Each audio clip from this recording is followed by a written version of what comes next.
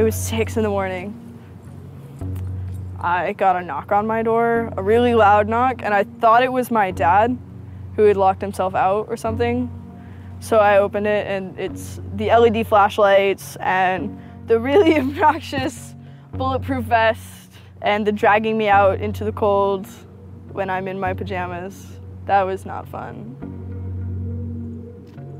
They seemed pretty shocked by the sarcastic, belligerent, angry teenager that they dragged out of bed that day.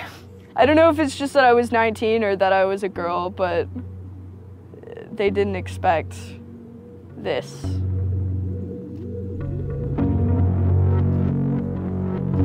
10,000 angry kids, whoever they are, they scared the shit out of some people those days. They scared the shit out of the powers that be. And that's why this is being investigated. That's why I'm under indictment. That's it. Because between the days of December 6th and December 10th, 10,000 angry people proved to the government that their regulations, their ideas, their view of PayPal, their view of WikiLeaks, their view of the Afghan war and Egypt and Tunisia and Libya, it didn't fucking matter. Their opinion no longer mattered because someone was out on the internet kicking ass. The computer hacker group Anonymous is claiming tonight that it took down the website of the Federal Appeals Court in San Francisco this afternoon. They took down Senate.gov servers, they've taken down HB Gary. Sony's claiming they did $150 million worth of damage. So many confidential files that tonight, because of these hackers, can be in the hands of anyone. Visa, MasterCard, the PayPal situation. The criminals who hacked into Sarah Palin's private email. The Church of Scientology says Anonymous is a cyber terrorist group of religious bigots. Anonymous and this other group called Lulz Sec. They seem to be wanting to prove a point. Anonymous kind of was like the big, strong, buff kid who had low self-esteem. And then all of a sudden punched somebody in the face and was like, holy shit, I'm really strong. And Anonymous calls itself the final boss of the internet. And sometimes it proves to be really fucking true. If you are going to violate the freedoms of the internet, you certainly better watch the fuck out. They are kind of the rude boys of activism. There's a real rough edge to them, which I think also is one reason why they garner so much love and hate from people too. They represent a certain sort of chaotic freedom. Individual, young, nameless, faceless folks are having geopolitical impact. I mean, it's both exhilarating to realize that and terrifying to realize that. It kind of depends on how that power is wielded. We are legion. We do not forget. Expect us.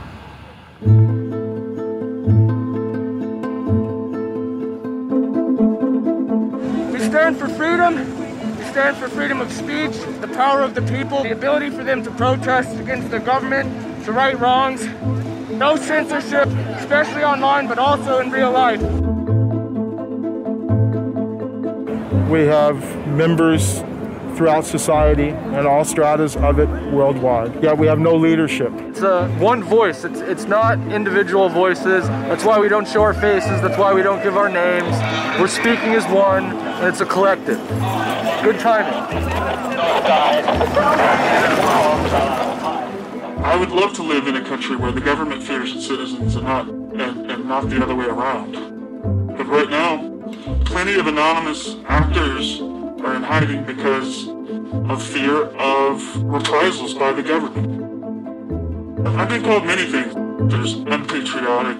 That we're just a bunch of children sitting in our parents' basement. I got called a terrorist sympathizer. We've been called kids, we've been called cyberbullies, we've been called hooligans, and you know, sometimes those words aren't entirely unfair, but this is a serious political movement. No one, in the general public really seems to get it. What they don't seem to get is that the ability for Anonymous to be everything and anything is its power. Anonymous is a series of relationships. Hundreds and hundreds of people who are very active in it and who have varying skill sets and who have varying issues they want to advance and who are collaborating in different ways each day. They're a little bit like a prism or kaleidoscope. They've got many different facets and many different sides. Of course, when you spend enough time with them, you start to get a sort of feel or texture that's not just random, right? Yet it's very multifaceted, very rich, which does span from the quite lighthearted to the very, very serious. Bob Dylan had a line in a song just saying, to live outside the law, you must be honest. They might do something which isn't technically correct, maybe it's not legally correct, but they're doing it for purposes that in their minds at least are ethical. People who know what they're doing, who share an ethos, who have a commitment to exposing and humiliating the man, who have a very low tolerance of lies and what they perceive as evil on the part of overweening power structures. They share information, they share tools and techniques, and they are currently having a very good time. The hacker culture, as we know it, really sprang from one place. It was MIT, and it was specifically the people in the Model Railroad Club, the Tech Model Railroad Club. Hacking originated as humorous pranks. When the guys at MIT put a Volkswagen up on top of the dome of the building, and people woke up and saw the car up there in the morning, or they measured a bridge by the body lengths of somebody. I would say his name was Brian, and discovered the bridge over the Charles River was, 822 Brians. These are funny things. That's where hacking originated, and it migrated into engineering and computer communities. It's witty, it's pranks. Basically, Microsoft and Apple both got their entire start off computer crime. Bill Gates stole pretty much all of MS-DOS. Steve, Jobs, he was creating boxes to defraud the phone company, I always saw hacking as implicitly political. Hackers, whether they're conscious about it or not, whether they're explicit about it or not, make a statement about how we should treat information. And some years after my book came out, one of the people I wrote about, Richard Stallman, got very publicly and explicitly political about open software, and he believed that software should be free. Free as in freedom, not free as in beer, as he put it there. Behind it, whether misguided or not, there's a political impulse. Hacktivism was a term coined by a group called Cult of the Dead Cow. The Loft had an interesting relationship with the Cult of the Dead Cow. There was 3 members that were in both organizations. And we kind of kept like the serious security research that they would do under the Loft name. And if they were doing some sort of just goofy stunt-like things, they would do it under the Cult of the Dead Cow name. Because the Cult of the Dead Cow was really kind of sort of like a propaganda type of organization. They had a guy who was the minister of propaganda. They're kind of merry pranksters. Like everything they did was completely over the top. They would dress up like Mr. T sometimes. They would do rap songs at DEF CON, like a rap performance. One of the guys there, I think his name was T-Fish, short for Tweety Fish, coined the term hacktivism because he saw one of the things his group was doing, which he called hacktivism, was writing software that people in other countries could use to communicate securely, even if their government was spying on them. So the principle was really, it was freedom of expression. It was everyone should have access to the internet. Everyone should be able to communicate and get their message out on the internet. Even more important in countries where there was repressive regimes, that if you said something against the regime, they would come and take you away and you weren't saying it anymore. A good place to start are with what has often been called virtual sit-ins, which use the tactic of a denial-of-service attack. Denial of service has been around for a long, long time. The equivalent of like if you for some reason wanted to disrupt a bus service, right? You can hire 1,000 extras to all go and like line up at the bus station, right, and get on the bus. And so that anyone who was really trying to get on the bus couldn't do it, right? It's as simple as that. When you stop trying to visit, website goes back up, no permanent damage. And this tactic has been used by a number of different groups. Probably the most famous is the Electronic Disturbance Theater. Another really interesting case happened in Germany, where a group of activists got together who wanted to protest the fact that the airline Lufthansa were using their planes to deport immigrants, and they would take down the site.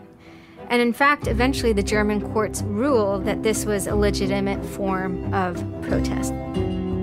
From airport security to subway bag checks, there's no question it's a new world post 9/11. It's worse now for humans post 9/11 because intrusion and surveillance, which is always going to be misused by those who can misuse it, has created a different kind of society in which freedom to move unobserved is a privilege only of the rich. Privacy is a privilege only of the rich. Hackers see the technology giving them sanction to buy that privileged exclusion as well. Intrinsic to the technology is the power to self-transcend and get out of the hump of the bell curve and move forward to a par with the masters of society and do battle with them on an equal level playing field. That's activism. Anonymous grew out of what's known as 4chan.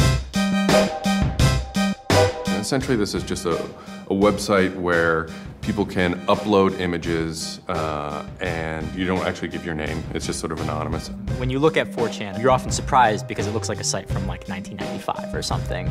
The idea is very simple. You post a comment and you post a picture. And you can post under your name or anonymously. And it's separated into boards about particular topics. So there's topic on anime, there's topic on weaponry. There's like a 4chan board for origami, and you just upload interesting pictures of origami.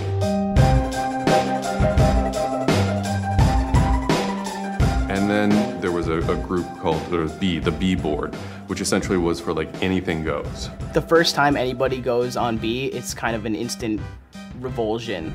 Because there's never a time that you go on there where you don't see something horrible. That instantly puts off a lot of people. The idea is post something that can never be unseen.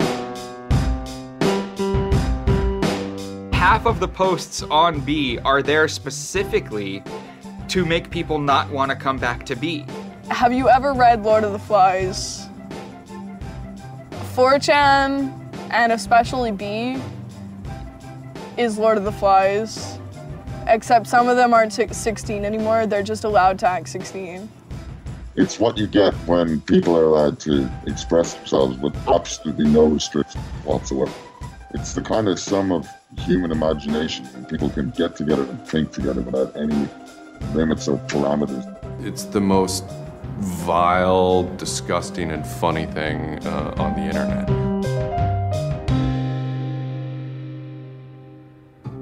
4chan was founded by Chris Mootpool when he was very young, maybe 15, in the early 2000s. He started 4chan because he was a big fan of Japanese animation. Christopher Mootpool is the sweetest kid you've ever met in your life. He's small and he's got these sort of like tiny features, and he runs the most disgusting website in the world.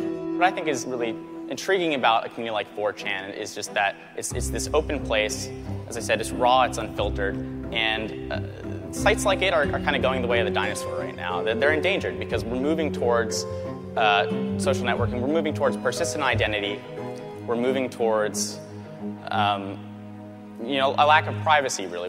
The B board, that's the exact opposite of Facebook. Facebook, like, you're supposed to be like who you are, and there's sort of one model, which is that like you're friends with people, right? In 4chan, you're totally anonymous nobody. And anonymous speech is, a lot of it's ugly, but not all of it is, right? It is actually sort of a place where people can be honest. One of the important things about 4chan is to have a thread that really explodes and lasts for a long time. If it doesn't, then it disappears. It's a site that's not archived.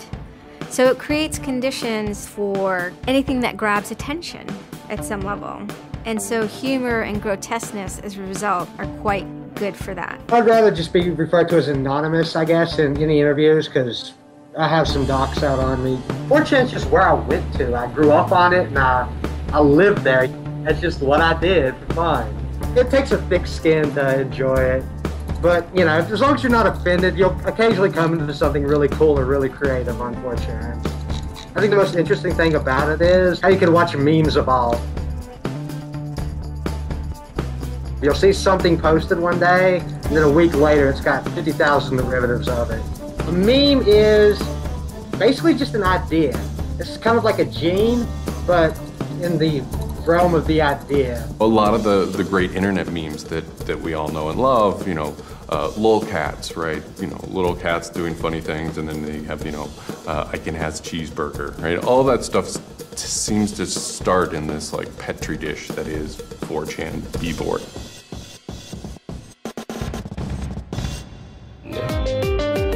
Say it publicly and you're insane. Chocolate rain.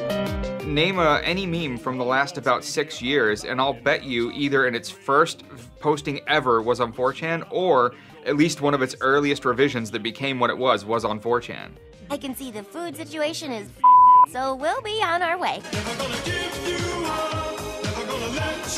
It's basically the best breeding ground for internet culture, and as far as I'm concerned. With your neighborhood insurance rates, chocolate rain. 4chan is also very known for acts of trolling. Trolling is a fucking art. Trolling is getting the person you're talking to get as pissed off as they possibly can, and for no reason except for your own enjoyment. Maybe you're trying to illustrate a point, but it's mostly for your own enjoyment. For them, it's funny that like people think the internet is serious business. And if people think the internet is serious business, it's a troll's job to make their life terrible. The idea of anonymous came initially as a joke. I mean, somebody suggested that what if the whole site, what if 4chan, what if B was just one person? And what if that's just one guy called Anonymous sitting somewhere and you're just reading all these posts by one guy? And it kind of looks like that from the outsider's perspective. I mean, there's no way to tell the difference. It might as well be one guy. Fox News did a very famous segment about it. They call themselves anonymous. They are hackers on steroids, treating the web like a real-life video game, sacking websites, invading MySpace accounts, disrupting innocent people's lives. And if you fight back, watch out. Destroy. Die. Attack. Threats from a gang of computer hackers calling themselves Anonymous. I've had 7 different passwords and they've got them all so far. Anonymous hacked his site and plastered it with gay sex pictures. His girlfriend left him. She thought that I was cheating on her with guys. As long as I can think back, Anonymous have done some pretty off-color things in the name of getting cheap laughs, you know. But, I mean, that's part of the culture. They get what they call lulz. Lulz is a corruption of LOL, which stands for laugh out loud. Anonymous gets big lulz from pulling random pranks. For example, messing with online children's games like Habbo Hotel. Habbo Hotel was this online community where you had an avatar and you walked around and talked to other people. It was kind of like an early version of, you know, World of Warcraft or Second Life or any of those virtual worlds. What the people on B did was invade Habbo Hotel, created, you know, thousands of avatars. They all had this one uniform of a black guy with a big afro wearing a black suit. And so there would be thousands of these people, black guys, black suit, you know, huge afro, walking around this world, and they would do things like form a swastika out of themselves. And I think that was a real landmark because it was when they were able to see that, you know, they can use their numbers to do something really interesting and really disruptive. So we blocked the entrance to their pool, and that just pissed them off so fucking much. It was fucking beautiful. That was fucking just wonderful. Wonderful times. Those kids love that pool. They love the shit out of their pool. The goal was actually to offend everyone, simply because the idea that we could offend you by drawing a little shape on the screen was stupid to the people involved in it. They were like, really? You're going to get that mad over us just drawing this on the screen? Wow, well, you need to refocus a little on life because this should not be upsetting you that much. Barrett Brown. I'm the director of Project PM and former operative with Anonymous. We were targeting furries, which were a subculture of people, of course, who, you know, a lot of people on 4chan find irritating by virtue of their being irritating. A furry is someone, generally a male who's autistic in his 20s, who identifies with animals and oftentimes has sexual attraction to other people dressed as animals. There's diaper furs, furs who enjoyed wearing diapers, baby furs who enjoyed thinking themselves as a baby. We had furry infiltrators, people trying, you know, we had secret groups. You know, mine was called the Illuminati /I/Illuminati, and, you know, we were, you know, our goal was to wreak as much havoc as possible because it was stupid. There was a point, you know, when I was, you know, otherwise, you know, seemingly respectable writer, you know, 2007, you know, my first book had come out like that, but I spent my evenings on Second Life, that big, you know, virtual world, riding around in a virtual spaceship with the words faggery daggery do written on it, wearing afros and dropping virtual bombs on little villages at concerts and waving giant penises around. And that was the most fun time I've ever had in my life. All these different organizations online, whether it's 4chan or just any website, there's typically a community aspect to it. This is where people have their social relationships. This is where their friends are. This is where they have a creative outlet. And so all those aspects are going into groups like Anonymous, where people feel like they're part of a bigger thing and they're able to express themselves within that group. There were certain words, certain phrases, certain ways people respond to things, certain images that were posted that created a pattern, and that pattern was, I guess, the origin of what is now Anonymous. It's like Freemasons with a sense of humor. And so much so they have this common symbology, and one of their chief joys, which is kind of wrapped up in power and secrecy, was the fact that they could recognize each other by referencing these symbols, referencing these phrases. Over 9,000. It's over 9,000! I lost my iPod. Mudkips, anything involving mudkips. So you have this weird sort of international culture developing with people, you know, across the world, wherever they may be. In late 06 and, you know, into early 07, there's a bit of a sea change where instead of just posting a bunch of content or randomly saying we're going to go over to some website and post a bunch of dirty comments against someone, it becomes a little more organized. Welcome to the Hal Turner Show. They went after a guy named Hal Turner. I am being discriminated against because I'm white. Hal Turner was a neo-Nazi who was, you know, big online and had a podcast. I think that the 14th Amendment was not ratified properly, and I think, therefore, it is still okay to have Negroes as slaves in America. The first time I heard about Hal Turner is he was knocking somebody on 4chan. He was just being a major dick to a relatively known user. And for the fun of it, we started trolling him. And then I guess we kind of figured we had a moral high ground, which allowed us to get people on our side. But he was a fucking neo-Nazi. That's not okay to be in modern society. You're not allowed to do that. And there's a million neo-Nazis out there. But he started picking on our dudes, so we had to go to our dude's fucking defense. And it just so happened that he was a neo-Nazi, so that's a bigger reason that he's a fucking dickface. I'm like, yeah, screw that racist son of a bitch. Let's do this, you know? So I joined in, and I made some of the phone calls, and, you know, I played around on the chat thing on his website and posted in the threads and whatnot. Who are you? Where are you calling from?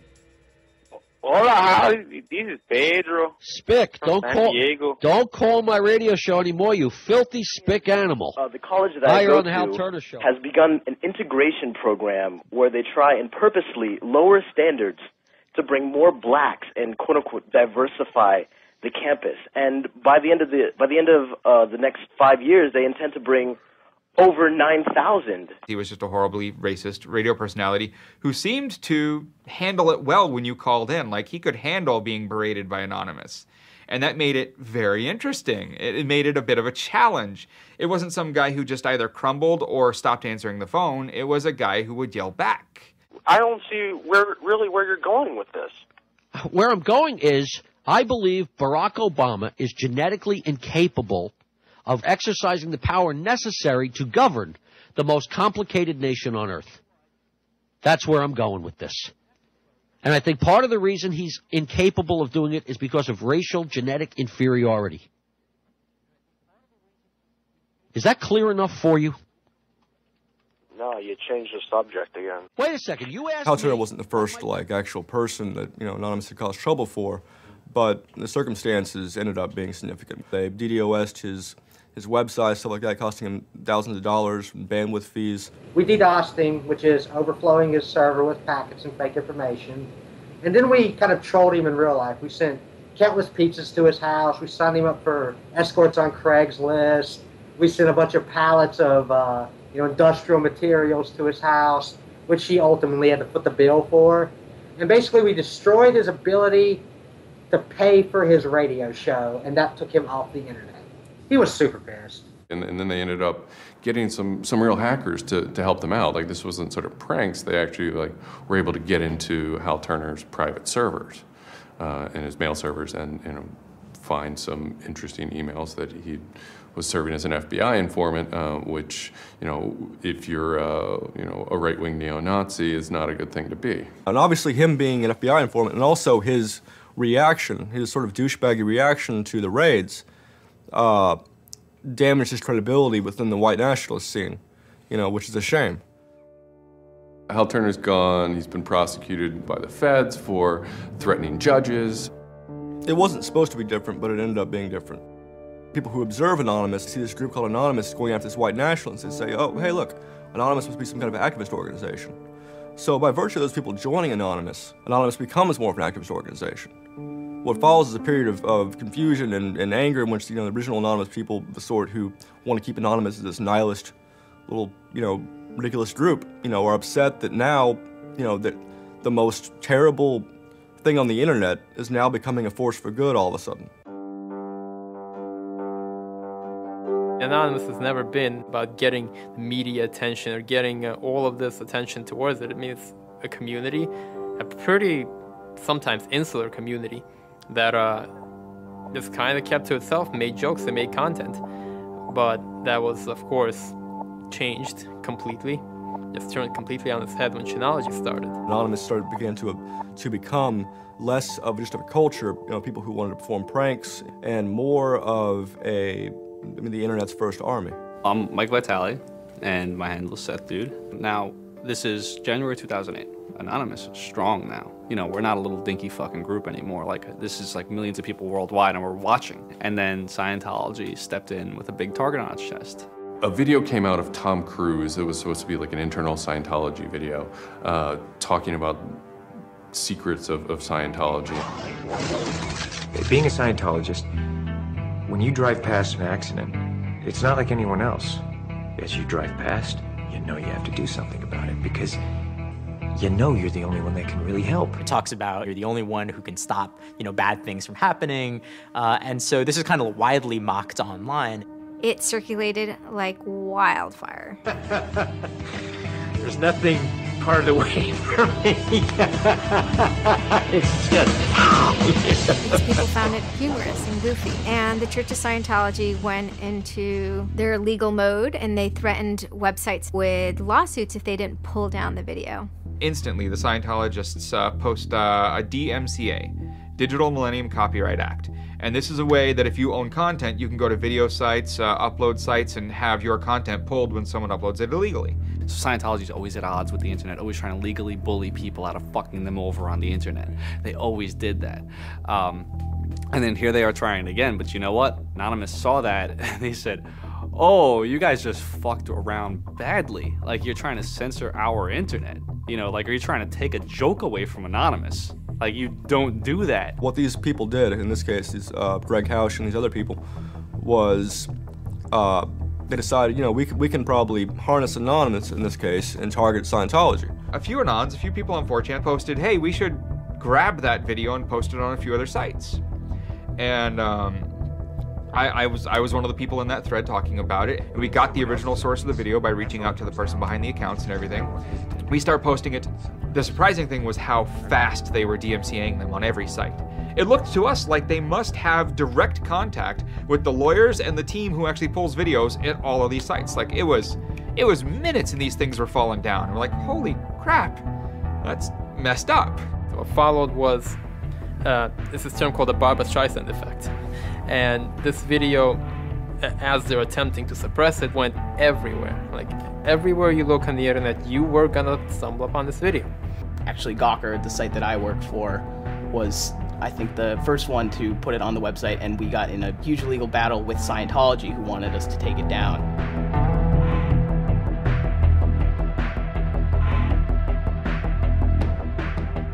A guy joins the channel, and he says, you should all look at Gawker. So we go over to Gawker, and the strangest thing has happened. This big media company had the video up on their front page and basically had a comment underneath of it that stated very clearly that the FBI would have to come take their servers to get this video taken down, that they were sick of this abuse that was going on. That made us think, what have we gotten ourselves mixed up in here? Scientology is an interesting target because in some ways it's the perfect inversion of what geeks and hackers value. At so many different levels: science fiction, intellectual property, discourses of freedom, science and technology. It's very proprietary, it's closed. And so in some ways, if you had something like a cultural inversion machine and you stuck geeks and hackers in there, you'd get something that looks a lot like Scientology. So it's quite offensive, and there's a real pleasure in attacking your perfect nemesis. We're just such polar opposites, with them being secretive and us hating secrets, and them being so inclusive and us being, anybody could say they're anonymous, and most importantly, how fucking self-important they were. They thought they were fucking untouchable. They thought that they were like their own little church mafia and shit, And Anonymous will, it's like a play toy now. We're gonna make you guys look stupid as shit. What really kind of dared us and set us off about Scientology is specifically the treatment of their critics.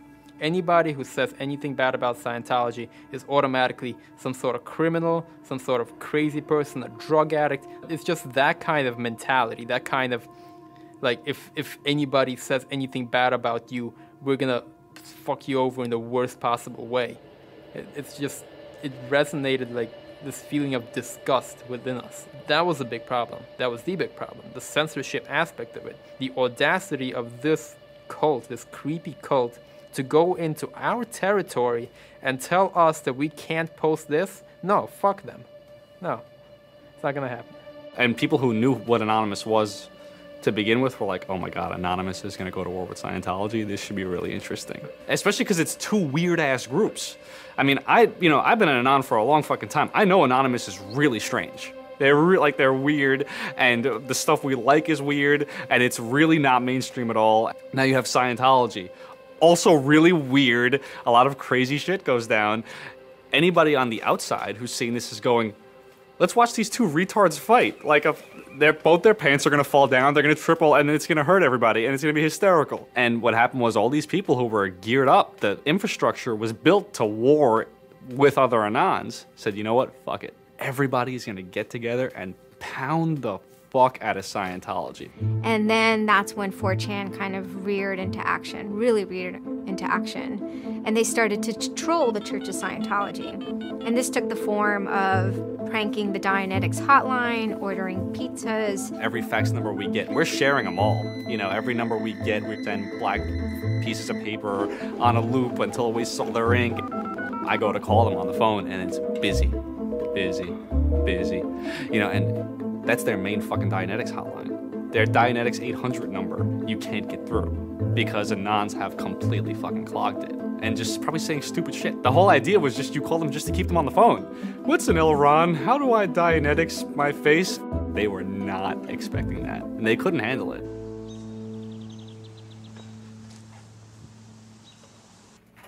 I'm Brian Mettenbrink. I always liked anything technical, mechanical, anything sciencey, really. Computers do what you tell them to. They don't all of a sudden start doing weird stuff, and if they do, it's probably your fault. And I always like that, they're perfect, really, in a way. I had just gone to 4chan just on pure happenstance, and I saw a post about the Scientology thing, and I started looking up stuff, and I'm like, oh, this is actually for a decent cause. I think I'll, do this. You started seeing all the stuff in B, and I saw the stuff in B then. Everyone's gonna DDoS Scientology. Everyone's gonna bandwidth rape them. Anonymous Members have developed a distributed denial of service attack tool called low orbit ion cannon, which is taken from a computer game. Low orbit ion cannon is what's called an end game weapon in Red Alert. All you had to do was literally follow instructions step by step. I downloaded a program that's free and legal for anyone to download and use. And I followed the instructions and I typed in www.scientology.org and I pushed go. And what it does is it tells Scientology.org, in this case, it tells them to send their website to my computer about, I think it was 800,000 times in a weekend. And I'm pretty sure I probably took it down myself a couple of times. This tool is low orbit ion cannon, sometimes referred to as LOIC. I am actually not breaking any laws by using this tool against my own computer, 127.0.0.1, which is a non-routable address. But of course, if I were to have attacked one of those other bigger sites out there, I would have severely been breaking the law and would have been doing it in a way that was quite easy to track. What you do is you put in the site, you see that the IP is correct, you make sure that all these settings are good, and you hit the button, and off it goes. It felt like you were making a difference. You know, just you yourself. And you didn't even have to leave your home, you know? You just sat at your computer and followed instructions and stood up for what you believe in, so to speak. You made your say in the world, and hopefully it turns out better for it. Yeah, that was some really crazy stuff to watch. To be sitting there in front of a monitor and you have just information just flying in front of you, and it's this unseeable internet war. And one of the guys said, we need to make a video. We have to make a video. Hello, leaders of Scientology. We are anonymous. When the video came out on January 21st, that was one of the first times that Anonymous as a culture started referring to itself as Anonymous as a movement, and declared that it was going to take down and destroy the Church of Scientology. That video probably changed everything. Knowledge is free. We are anonymous. We are legion.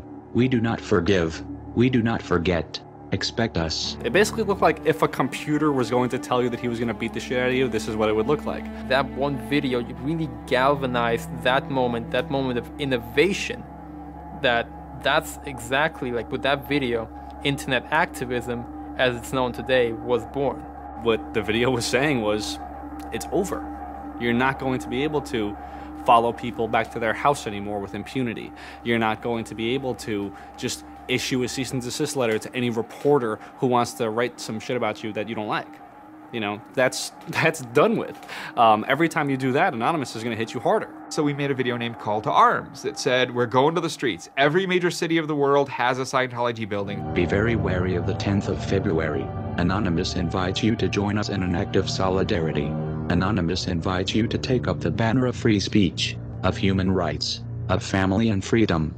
Join us in protest outside of Scientology centers worldwide. And you just see this consensus forming that it's going to happen. So we made the third video, the Code of Conduct. Don't bring weapons. Dress accordingly. Cover your faces, because they will try and find out who you are and screw with your life. Rule number 17. Cover your face. This will prevent your identification from videos taken by hostiles. Scientology has a history of harassing, stalking, and just generally doing horrible things to its critics. So people needed a way to hide their identities. A lot of people had very legitimate fears. They don't want to be followed home. They don't want to be stalked. They don't want to put their families and themselves in danger. Everyone was going, well, we're going to wear masks. What's the only fucking mask that we all already know or have a joke about? And it's the Guy Fawkes mask.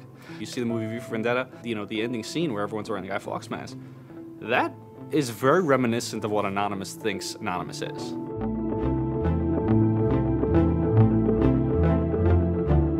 We wanted to represent anonymity in some way when it moved into real life. I think that the Guy Fawkes mask was one of the most natural things to happen. It is the idea that none of us are as cruel as all of us. You have this massive crowd of people who are anonymous that is going to fight against a bigger thing and win. Even after watching the video, it's like, yeah, this is great, but who's actually gonna do it? Who's gonna step up? Are people actually gonna get out of their house? And I guess we were really affected by the stereotype of of that whole community, they're being internet nerds, that too afraid to leave their mom's basements. I figured maybe 15 nerds from every city somewhere might show up and wear their masks at a building for a while and leave. No one thought that they were going to come out. This is me on the way there. I haven't slept. I'm very fucking tired. And I remember going to the park that day, and it's really fucking early in the morning, which I thought was a bad idea. And I'm smoking a cigarette, and I'm looking around like, where the fuck is everybody? There's nobody here. So here I am, sitting in Bryant Park, waiting for the other announce to show up. I remember thinking like, oh fuck, like, am I gonna be the only one in the park? Am I gonna walk to Scientology with fucking 6 or 7 people?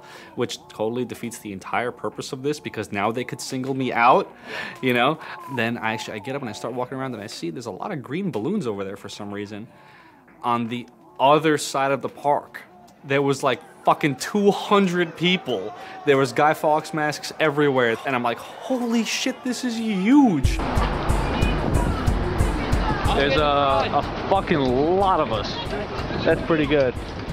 I had no idea how many Anons there were until we started moving. And it just fucking got bigger. I remember walking through Times Square, and everybody in Times Square was an Anon. Like, and you know, this is like a fucking 1,000 person per like fucking minute foot traffic area. And everywhere I'm looking, I'm seeing fucking Anon symbols. It was fucking wild. It was really wild.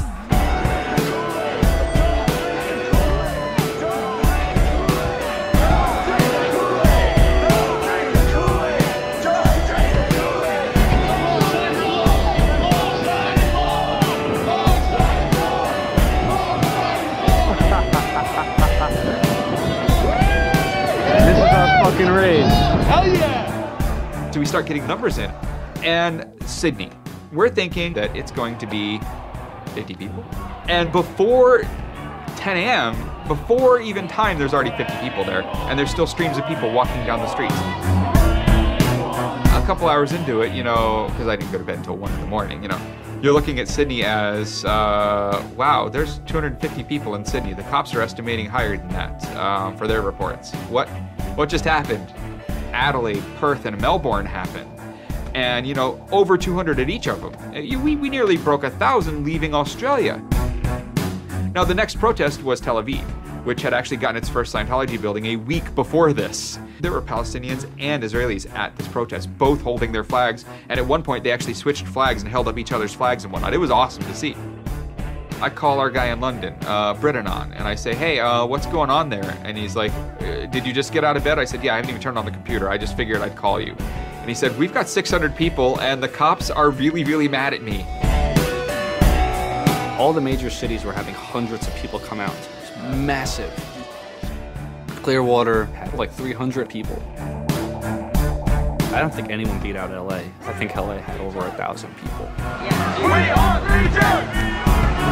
We are Legion! The thing that happened was something completely different, and hundreds of people from every city just swarmed the streets. It was kind of overwhelming, a little even scary, but scary in a good way. Soon, you know, we're at around the 10,000 mark, you know, and we were joking the whole time, over 9,000, you know, one of those memes.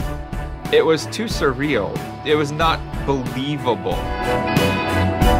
You go by what name? We are anonymous. It was very empowering, especially after people saw the thousands of people showing up. This was it. We owned the world at that point. You've got lolcats and you've got rickrolling. You've got all these other things that Anonymous has been involved in. Then, you know, take us a month later and, you know, 10,000 people were just in the streets. And in every major country in the world, in every major city in the world. And what the hell just happened? What changed? You know, who flipped the switch? The world looked very different to me at that point. We all met each other. The idea of an Anon is you're fucking alone until you get to 4chan, you know, and then these people all think like you know? And all of a sudden, you're not alone. You are with fucking 500 others, you know, they all know the same jokes as you. They all clearly have similar interests as you. Here's your culture. You meet your own people finally. immediately you felt like you were at home. If you were an Anon, you were at home. We all like spent years in the same place, looking at the same pictures, laughing at the same jokes. You know, we pretty much were already friends, even though we've never ever met. It was very happy. It's perhaps a little surprising. It's not just preteens or teenagers. There's a far more even mix of males and females than you would imagine otherwise. Everyone always figured Anonymous was a very male, thing, but it wasn't like that at all, There's some fucking hot girls come through. Like, there's some really, you'd be surprised. And there were a lot of these so-called guys who weren't socially good. They were very awkward. They still lived at home at 23, half of them virgins. And I'll tell you, the amount of those people who got laid from these protests happening is in the thousands that would not have for years probably. That's why those protests were so important. It was a chance to finally meet other people that were previously anonymous and unknown, and hence it was the moment of the end of their anonymity. Scientology, they kind of fought back, so to speak. They posted stuff online. While claiming they are peaceful, in less than 3 weeks, anonymous members made or encouraged 8,139 harassing or threatening phone calls, 3.6 million malicious emails, 141 million hits against church websites, 10 acts of vandalism, 22 bomb threats, and 8 death threats against members and officials of the Church of Scientology. They basically antagonized, really, is what they did, which is really one of the things they're great at. They wanted to find me. They did. They hired PIs. They started taking pictures of us, threatening to sue us. People were getting followed. People were getting followed home. It'd be a regular thing for someone to say, oh, I had to lose someone on the subway. I saw someone from the Scientology Center, and they were following me. They would follow us to our houses, try to intimidate us, send us cease and desist letters. They had a PI hand deliver a cease and desist letter from a very expensive lawyer. It was a double message there. It was a, hey, we know where you live, and we know your name, and here's something from our lawyer. Just these old tactics that they used to fight the activism they faced before the internet just were completely ineffective against Chanology. Most of the people who received them actually framed them and put them on their wall. I've seen multiple of them framed and put on the wall. Mine's sitting in my closet somewhere in a box. They don't care to actually use the legal system to get you thrown in jail. They care to use the legal system to get you to stop.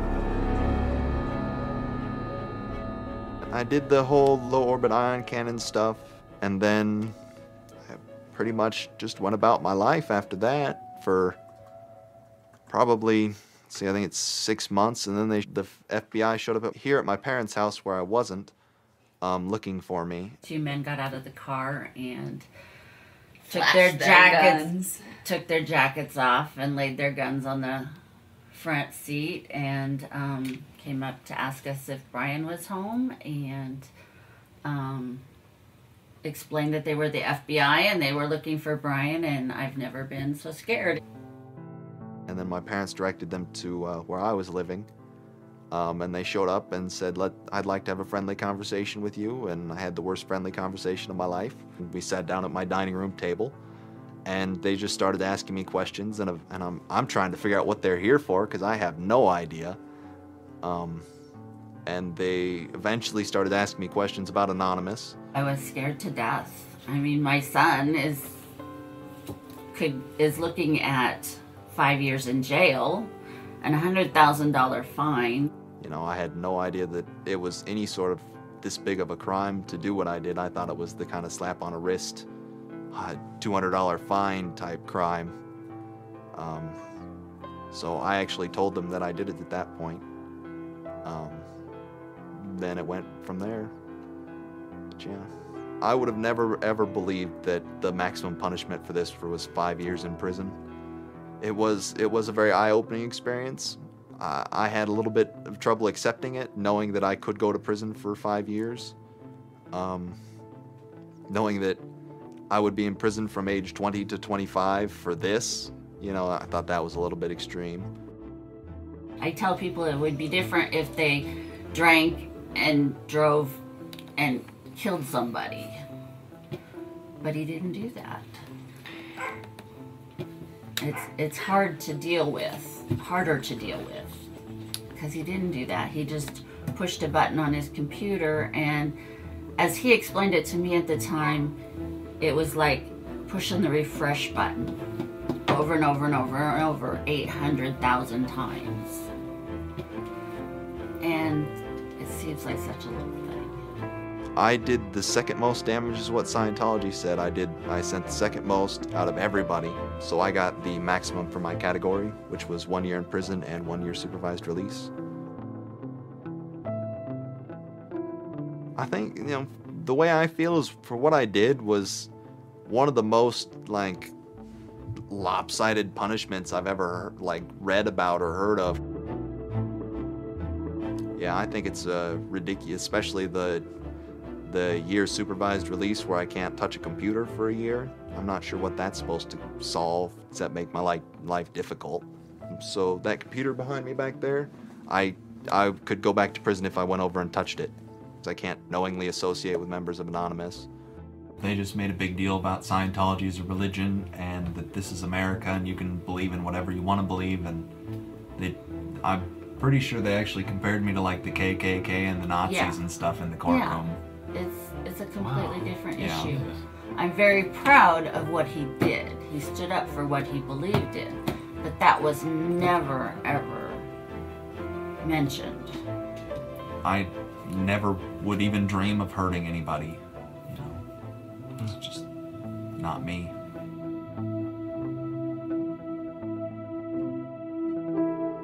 Prior to Anonymous, critics of the church still had to be very, very careful because of the aggressive lawsuits that were launched against academics, journalists, and other critics. I would say that era is over.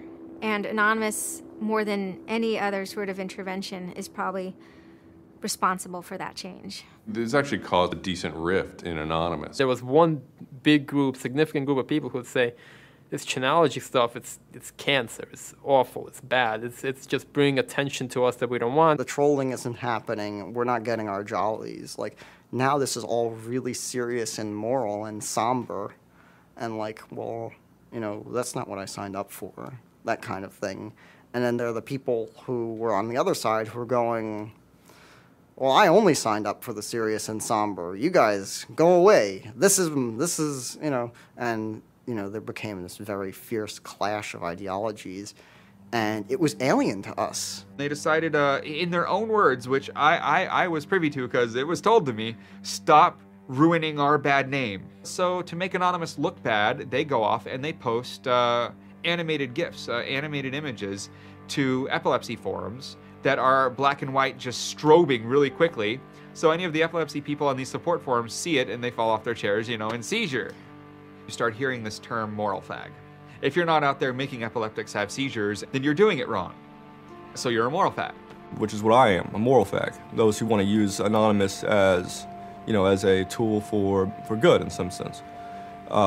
Rather than just doing what we used to do, which is distribute video games. One Anon said it well once. There is no leader. Their ops have momentary leaders, de facto leaders. I like to describe this with the picture of a bird swarm. Everybody's flying very, very quiet. Suddenly one bird flies into the other direction and the mass fly into the same direction following that person. It's totally okay to say, I'm sorry, I don't take part. When Chinology was running full force, it was like a kid stretching for the first time and actually seeing the real power. It's the teenage period, actually, trying, Operation Pitstorm. Operation Titstorm. Australia over the past couple of years has been relatively malignant in their attitude towards internet freedom compared to other Western countries. A guy named Tux wanted to attack the Australian government in retaliation for upcoming internet censorship laws. And one of them involved banning pornography with women with small breasts for some reason. So that was the first time that Anonymous went up against the government. When they DDoS'd and took down several government sites, it was the first time that Anonymous was going up against a state. If you had asked me all throughout 2008 and most of 2009, is the politics of Anonymous always going to be sutured and hinged to the Church of Scientology? I would have said yes. And it became unsutured, unhinged, when a different political wing was born in 2010. The Motion Picture Association had hired an Indian software firm to DDoS the Pirate Bay. And Anonymous, coming out of 4chan, DDoS, the Motion Picture Association of America, as well as then other groups like the Recording Industry Association. It angered people for a lot of different reasons. I mean, obviously one of the reasons was that they were attempting to censor the internet. Another of the reasons, though, was that, you know, people in Anonymous had been arrested before for taking part in such attacks. Say on the Church of Scientology and other targets that there had been before. I think there was a big sense of the hypocrisy in it. This was the moment a kind of networked kind of architecture was born, where there was a different node that was unrelated. Some people crossed over, and they were connected by aesthetics and by ethics, and yet this was a different ship that was sailing.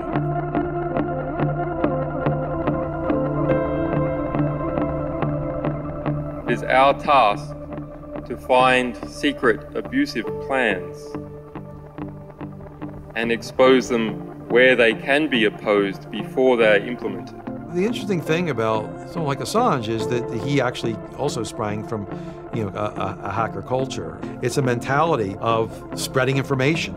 Julian was Mendax. He was the greatest hacker that ever walked the face of the earth when I was a kid.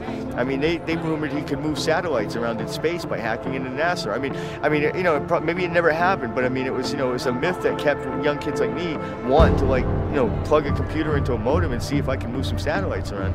WikiLeaks is an instantiation of the hacker ethos. Truth wants to be free, and we want to liberate it.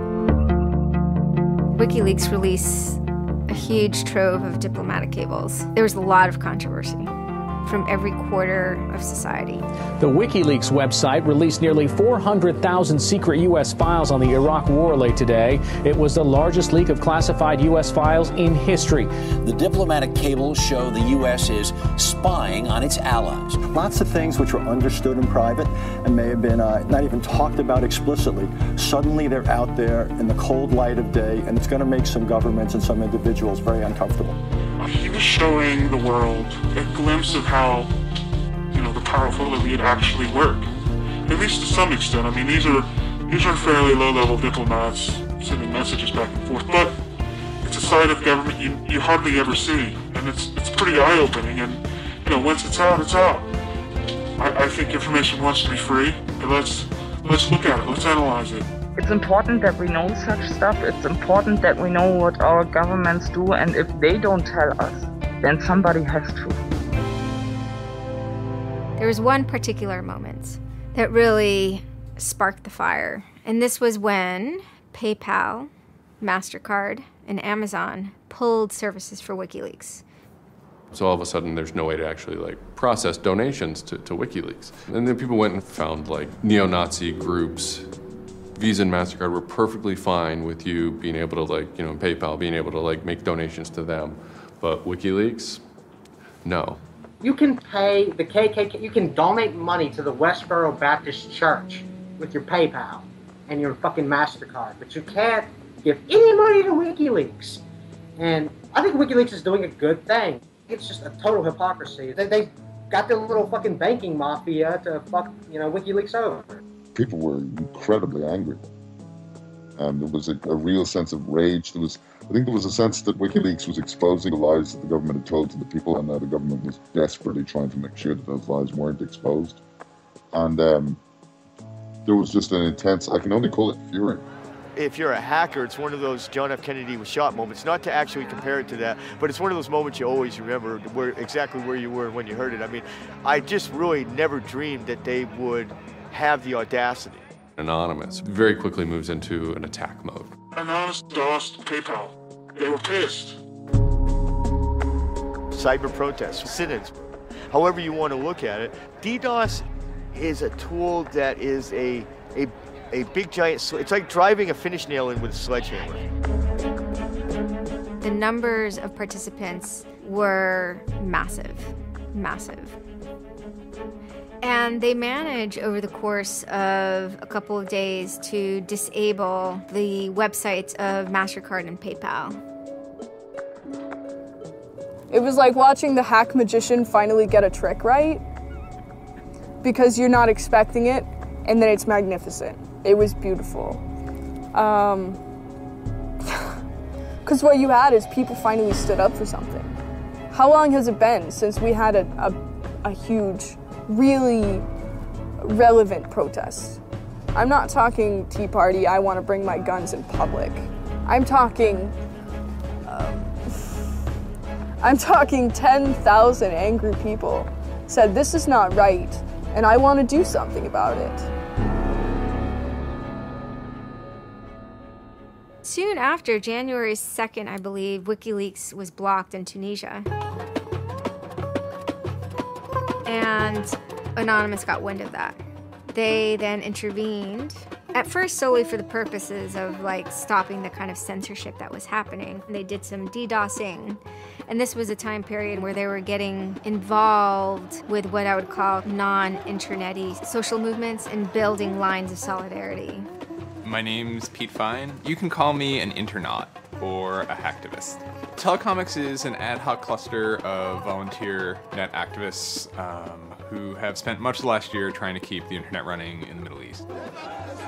During that time, we saw the Tunisian government not only censoring and filtering the internet, but also doing some kind of technical trickery to steal people's Facebook passwords and delete their posts and see who was posting what and, you know, fake posts, stuff like that. Some Tunisian hackers came to us. They were members of Anonymous, and I didn't even know we had members of Anonymous in Tunisia, so it was a shock to me. And they had the keys to some parts of the kingdom, so to speak, when it came to the dictator in Tunisia. We went in on behalf of those Tunisian Anons, and we helped them get that and extract it, and then it went to WikiLeaks. The Tunisians overthrew Ben Ali, who was kind of a repressive dictator. A revolution that was facilitated by the internet, by Facebook and by Twitter. Not caused by it. I mean, 50 years of dictatorship has caused the Arab Spring. But the internet has certainly been helping. There's a video where they are thanking us for being involved, holding up a map saying we were the only one who stood by their side.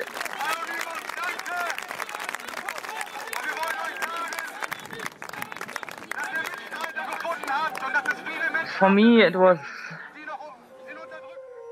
awesome to hear that and to feel the connection. The same group of hackers that target anti-WikiLeaks sites have now turned their attention to Egypt. In kind of the lead up to the Egyptian revolution, we would tweet on people's behalf. We would get people from Egypt who were unable to access Twitter on their own on our IRC network, and we would take reports from them and tweet them out using our account to kind of help them get the word out about what they were experiencing. Some of this shit is personal. And one of the things about the movement as a whole, when Egypt rolled around, is that Egypt broke us emotionally. Watching in real time with live feeds that we helped set up, Egyptians get massacred with machine guns. It was different, and I have never in cyber activism wept before. It's never bothered me like that. It's never been able to touch me the way Egypt touched me. It was fucked up that we were watching people killed for no reason other than leaving their homes, that these people had every right to freedom, that they had every right to choose their government. And then January 27th, January 28th rolls around, and the Egyptian government starts shutting down the internet. I mean, just for the whole country. The whole country. There's this fantastic traffic graph that you can see the traffic coming out of Egypt, and it looks like, you know, like this. And it goes like, just totally stops.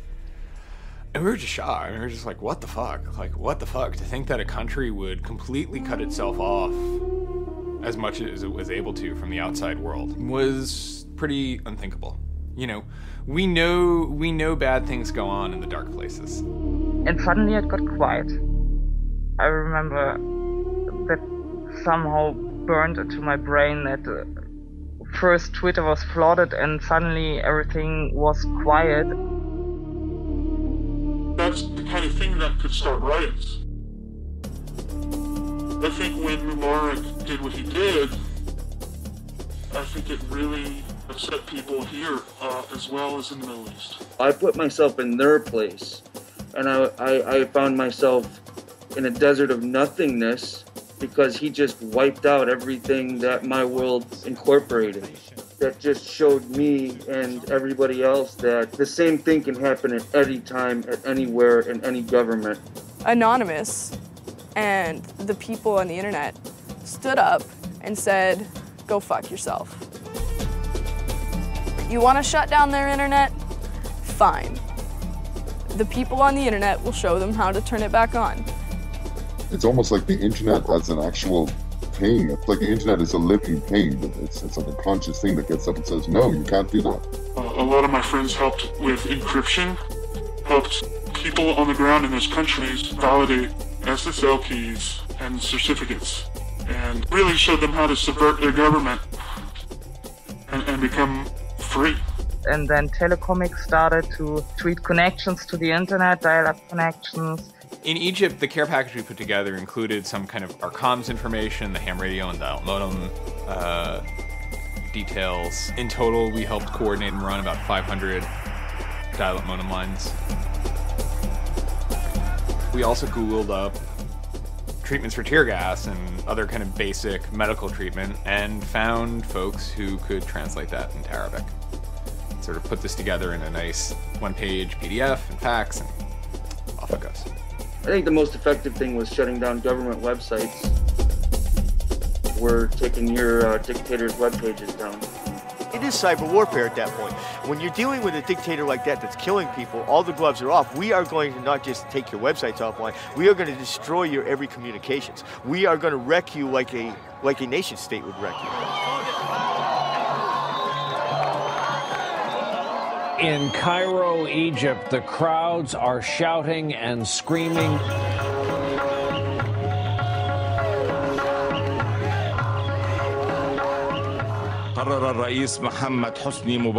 President Hosni Mubarak has decided to step down from the office of President of the Republic.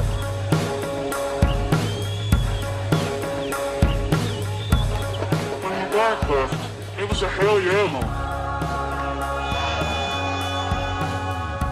People can rise up, people can make a change. And I think for a lot of people in America, it was the first time they had seen people rise up and take down their government and say, we're sick of this shit. We're sick of the oppression. We're sick of living as slaves to your power. We had Egyptians come thank us as we're doing this stuff, and I said to them, like, look, you guys just get our back if stuff goes down here. Although it was awesome and it was one part we were fighting for me it was quite clear that it's not the end of the story. That it's not suddenly changing into rainbows and nine cats or whatever, but that we now have to watch even more. The FBI is now investigating Anonymous, a loose collection of rogue, tech-savvy hackers credited with bringing down the websites of MasterCard and Visa last December. So there were 40 raids back then. They seized computers, cell phones, and those kind of technical apparatus, sometimes including in the case of, a 19-year-old girl lived with her family, it took her parents' stuff too. There's always been a sort of cat and mouse dynamic, not just in relation to the feds, but also to these sort of groups that have appointed themselves as guardians of the Republic. And there's groups called like Backtrace Security, which is made up of a couple of deranged people who, I think for personal reasons, have grievances against Anonymous. I've been threatened by people who are former Secret Service agents who now run private security companies. Suddenly, on February 5th, Financial Times article comes out that we all see. It's quoting this guy named Aaron Barr, who's the CEO of HP Gary Federal, which is an intelligence contractor. And Aaron Barr is telling his Financial Times journalist, Joseph Min, that he's been secretly monitoring the AnonOps server where all this is going on, and has done so for several weeks, and using his own custom brand of information operations techniques, has managed to identify the alleged leadership of Anonymous, including 25, quote, lieutenants, unquote, some sort. We have to see this document. Everyone wants to know. We don't need to destroy him. We don't need to destroy his company. We just need to see the document, and we'll decide what comes next after looking at the document. So they get it. It was unbelievably easy to get into that network. And my name was on there as a screen name, and Greg Hausch was listed there by a screen name. The fact of the matter is, what he told Financial Times was, everything he told them was demonstrably untrue, and very much hilariously so. He had to be shut up. It had to be proven to the world that this guy was a retard and that his information was in no way valid. Now, to put that in hacker terms, Anonymous is a hornet's nest, and Barr said, I'm gonna stick my penis in that thing. In a mere 24 hours, he was owned, pwned completely by a small group of participants who basically went on a hacking rampage. Faster than you can say, get these hornets off my penis. Anonymous took down Barr's website, stole his emails, deleted the company's backup data, trashed his Twitter account, and remotely wiped his iPad. And he had just reached the Hammam high level on Angry Birds. The HB Gary hack brought about 70,000 emails. Probably the most important ones had to do with a proposal that HB Gary had already formulated. It was packaged up as a nice PowerPoint presentation. Kind of act as privatized agent provocateurs, where they were going to discredit WikiLeaks. HB Gary was proposing submitting fake documents to WikiLeaks, and then when discovered as fake, the error could be called out and it would discredit WikiLeaks. Right. So, so there's a lot of specifics that I can't talk about. So let me try to answer that though in a general sense. Well, first of all, it's probably no surprise to anybody. I'm not a big fan of WikiLeaks. I think that the broad purpose of trying to get as much information, proprietary or classified information for the government, expose that, is an extremely destructive and dangerous purpose. As Julian Assange had a few months before noted that they had information on a major bank showing wrongdoing, and Bank of America somehow knew it was them. And the proposals involved for Bank of America and the WikiLeaks problem, they entailed conducting information war on WikiLeaks and its supporters, creating dissension within WikiLeaks, DDoS attacks. You also wanted to launch cyber attacks on WikiLeaks infrastructure to get information on document submitters. Well, one thing I guess I want to make sure is clear is,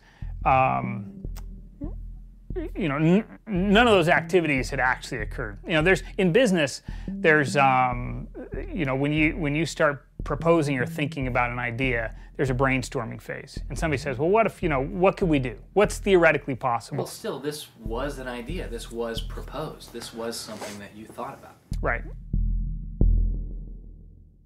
They also wanted to go on a campaign kind of targeting Glenn Greenwald, who's a reporter for Salon, who's an outspoken kind of critic of the government and supporter of WikiLeaks. It seems like you're trying to attack a journalist here. Yeah, and I don't want to talk too much more about Glenn Greenwald, but other than, you know, what I previously said is, you know, there was never an intent to attack journalists, not on my part. You know, nor I guess I should say I should generalize that and to say that, you know, I would never just outwardly attack a journalist, other than if I felt that there was a journalist in my mind that was acting unethically. That, you know, that is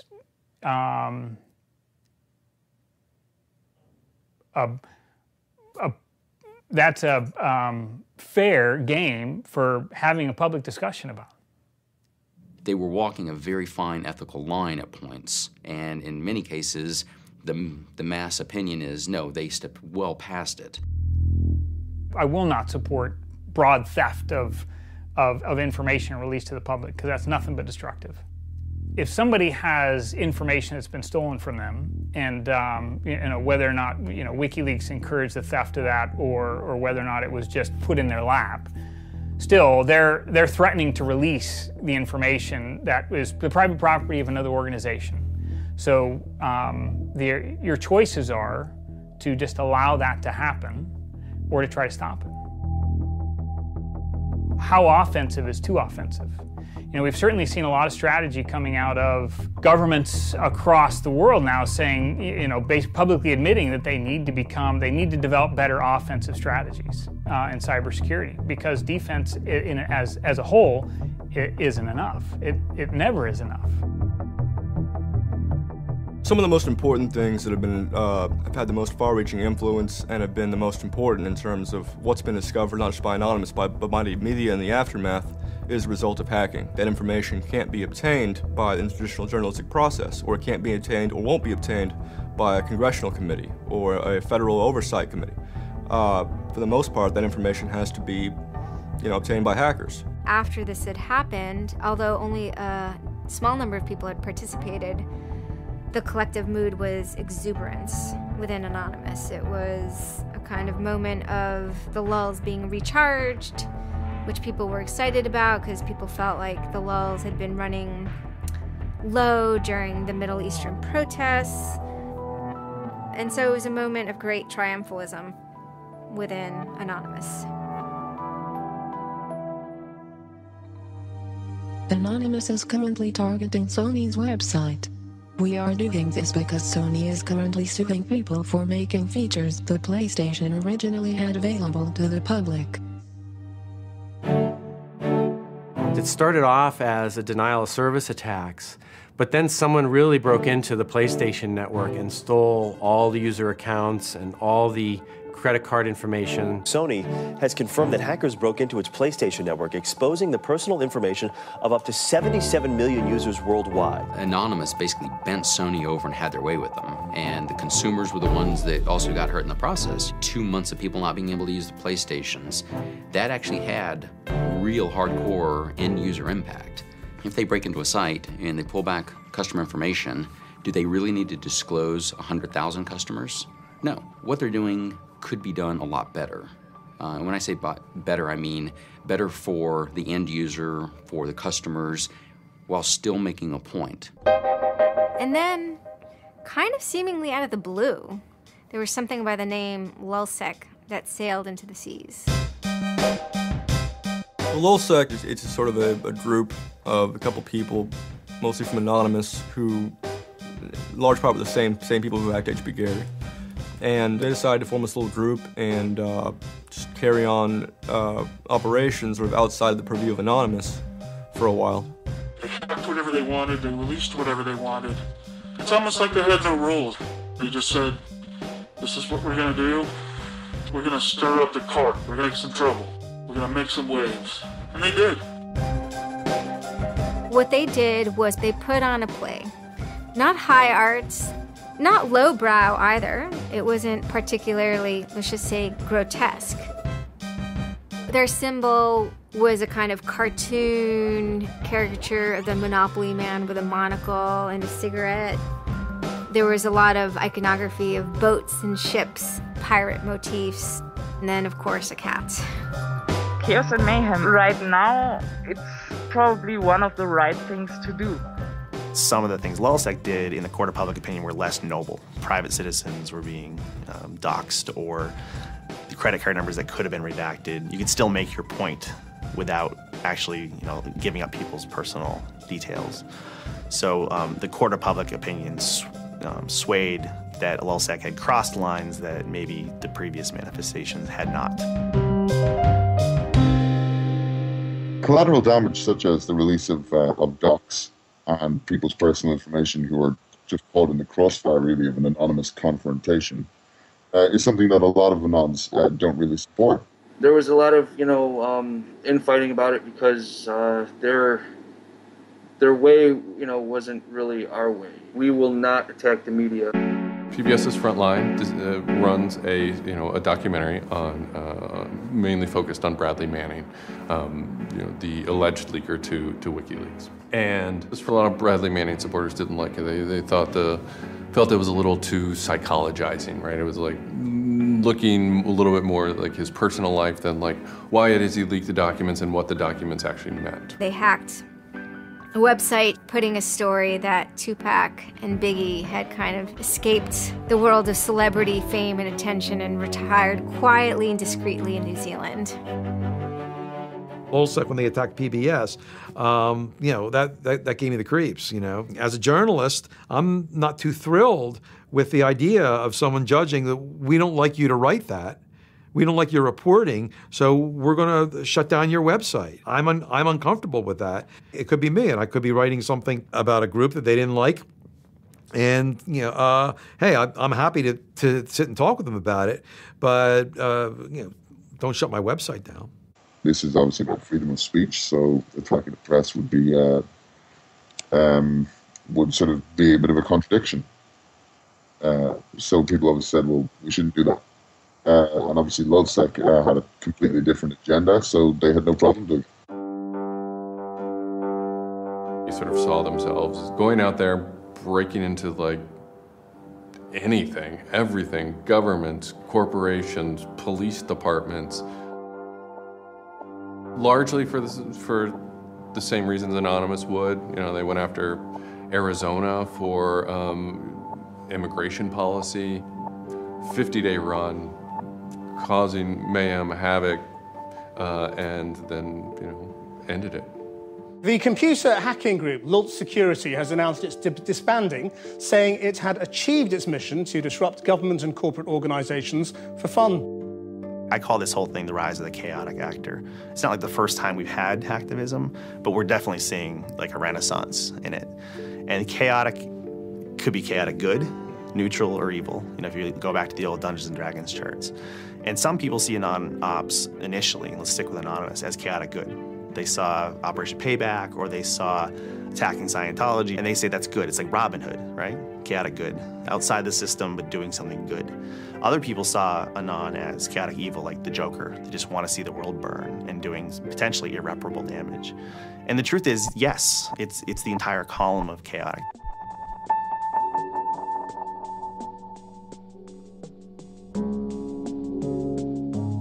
"16 people were arrested today, but dozens of FBI agents targeted alleged members of the loose-knit hacking group. Armed with search warrants, agents hit 6 homes in New York, along with locations across the country. The people arrested yesterday were suspected of attacking PayPal's website after the company shut off payments to WikiLeaks. Defenders of the hackers say they're merely engaged in civil protest, but FBI officials worry the disruptive cyber attacks could move in a more dangerous direction. So the FBI shows up at 6 in the morning, and it was really obnoxious. And I remember being frustrated and angry because there was nothing that I had done that would have justified an FBI search warrant. They came and guns blazing, all this other good stuff, busted down the door. I immediately just dropped down to the floor, 180, didn't want nothing. I wasn't trying to fight nobody. Theory of the case is they were, you know, they flooded, quote unquote, a number of people flooded access to PayPal, thereby creating economic distress to a protected corporation. End of story. This is not a case involving identity theft, involving outing emails, involving violating privilege, involving theft of services, involving, you know, shutting down business. It is a pure case of internet or cyber sit-ins. I think when Barack Obama gets on television and says, flood the switchboard, shut down the Republicans, send the message, that's legal. And even if you accept what the theory of this prosecution is, it's no different.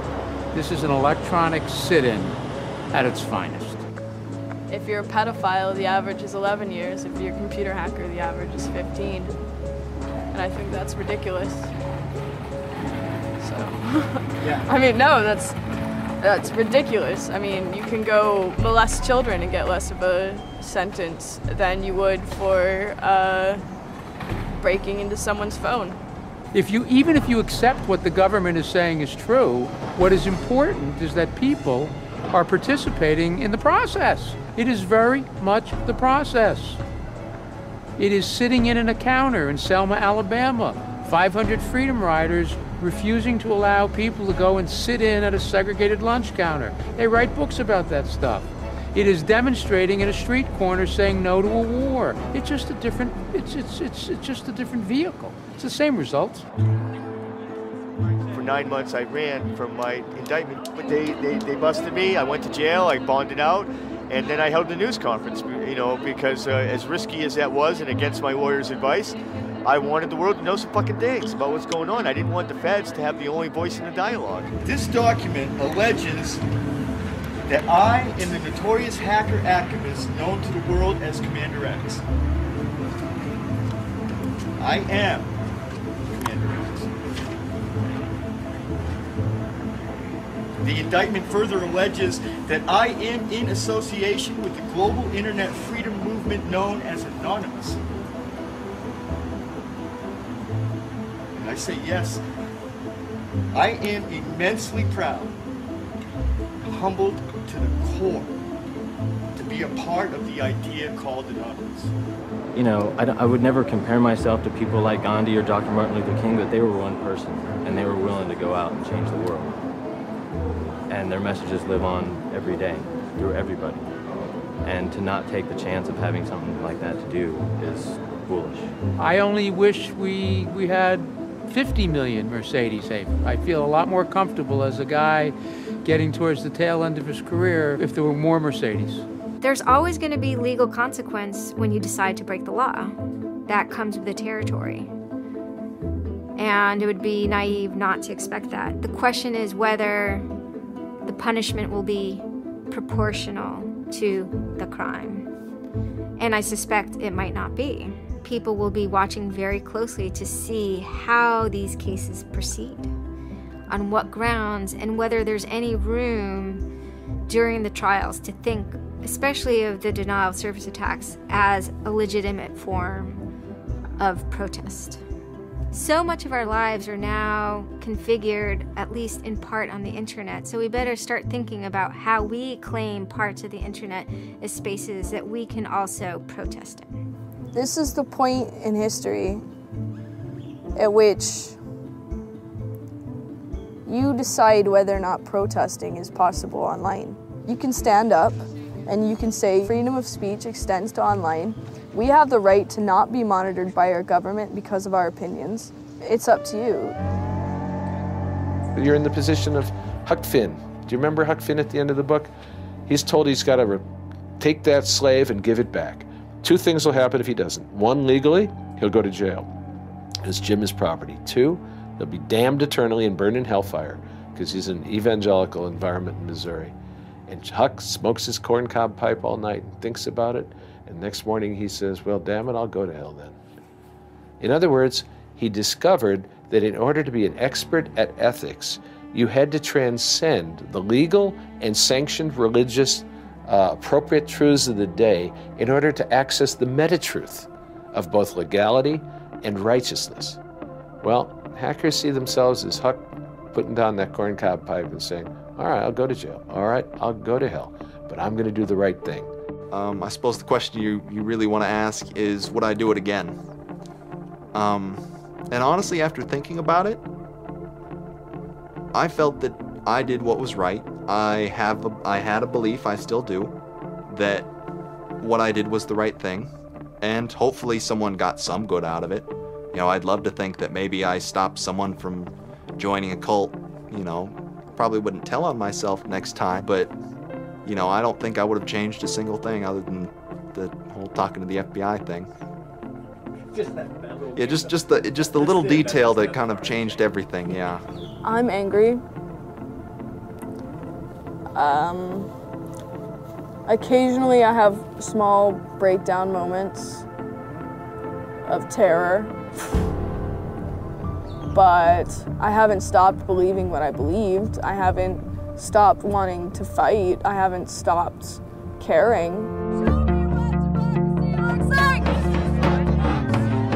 Show me what democracy looks like!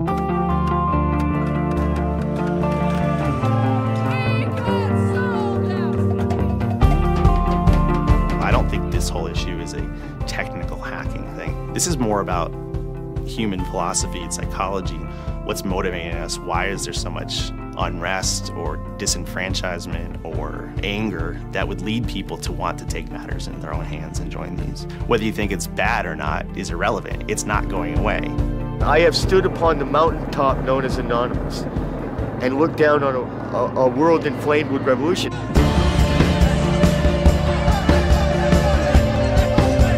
What can you say? Your spine tingles when you're at the cusp of history. When you're surfing, the waves of history, your spine tingles.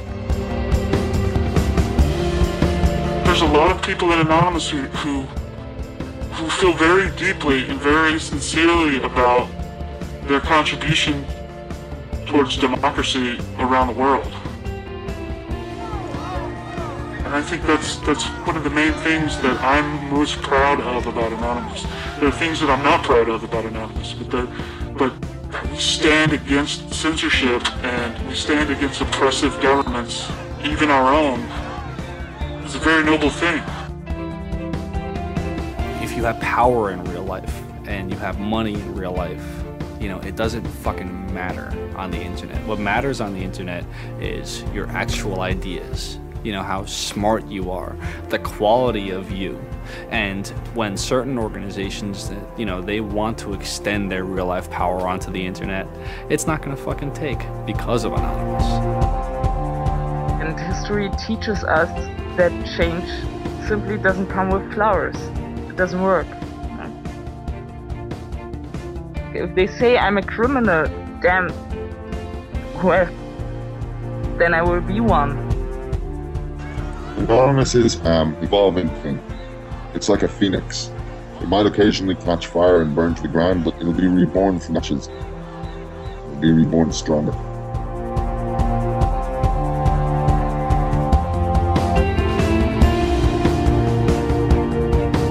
I don't care if you're a Democrat or a Republican or an independent, or if you like Ron Paul, or if you worship pigeons or Scientology, or if you're Catholic or atheist or Methodist.